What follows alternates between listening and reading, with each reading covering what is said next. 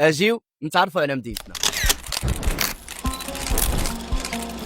تطوان تاريخ وحضارة. ساحة المشوار السعيد أو الفدان القديم كيف ما معروفة عنا حنا التطوانية، هي واحدة من أشهر الساحات في مدينة تطوان وجات حدا القصر الملكي، وفيها كيتقام حفل الولاء في هاد السنوات الأخيرة. وطبعا أنا ما جيتش نقول لكم هادشي، أنا جيت نعطيكم التاريخ ديال هاد الساحة هادي.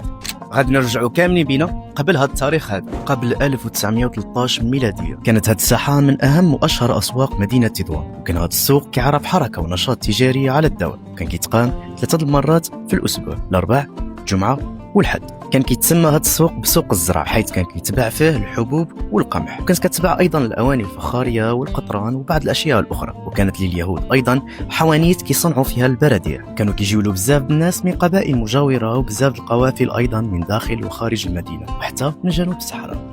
في سنة 1913 أي بعد احتلال إسبانيا للمدينة، أطلق على الساحة اسم بلاثا دا إسبانيا أي ساحة إسبانيا. وبالضبط في سنة 1918 ميلادية تأسست ساحة الفدان، أشرف على بنائها المهندس المعماري الإسباني خوسي دويتيريس ليسكورا بمساعدة فنية من الرسام التطواني ماريانو بيرتوجي. وكانت هذه الساحة من أجمل المناطق الخضراء في وسط المدينة، ومتنفسا لساكنة مدينة تطوان وزوارها على مدار أزيد من 60 سنة. وكانت كتعد هذه الساحة رمزا عريقا من رموز المدينة وتراثا ثقافيا تغنت به القصائد والأغاني الشعبية.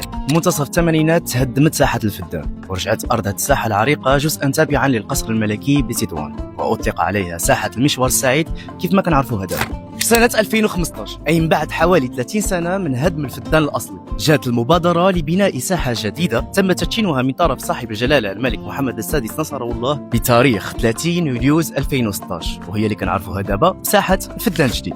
سميت بنفس الاسم ولها نفس التصميم، فأصبحت بذلك نسخة مقلدة من النسخة الأصلية بذكريات جديدة. واستطاعت هذه الساحة أن تستقطب عددا كبيرا من السياح من جميع أنحاء العالم.